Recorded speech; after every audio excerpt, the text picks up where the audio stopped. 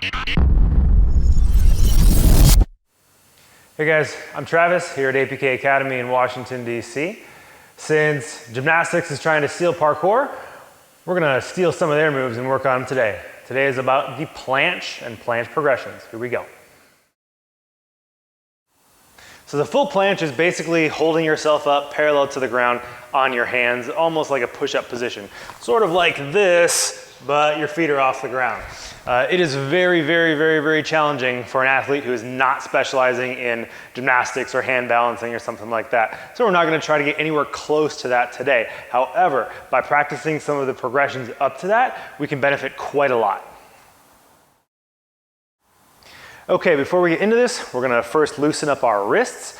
The warm-up that we did for our handstands in that video would be great for this, as well as some of the activations in our shoulders and our scapular movements that we did in a previous video as well. I'll put links to those down below so you can get started with those, and then come on back and we'll get into our planche progressions.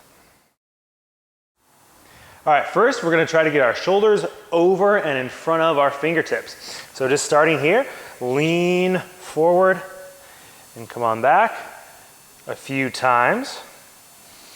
You can play with the angle of your wrists a little bit. If it feels better to turn your fingertips outward a bit more, that might be helpful. The first progression we're gonna work towards is a frog planche. For that, you're putting your hands down. You can put your knees right outside your elbows and your arms like this, and then just start to lean forward and see if you can pick your toes up. Just a little bit at a time.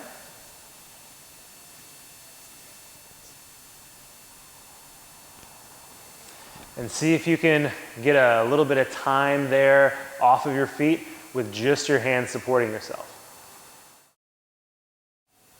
Once you have a little practice on your frog planche, there's a couple of different things you can do from there. You can go to a half tuck planche and work on that. That looks like this. From the frog position here, you're gonna pull one knee inside.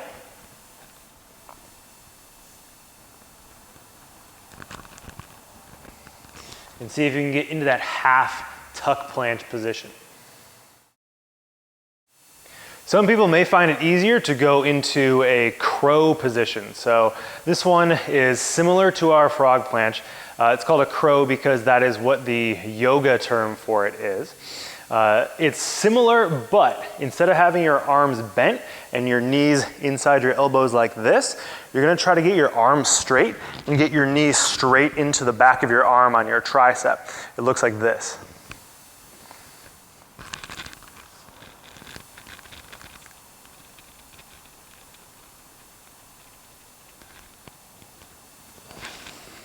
One thing that can help get you into that crow position, and a method that can help with a lot of these planche progressions, is by using a platform, something like this, to help elevate your feet as you're going into it. This can be anything. A stack of books works really great, just anything that can elevate your feet off the floor just a little bit.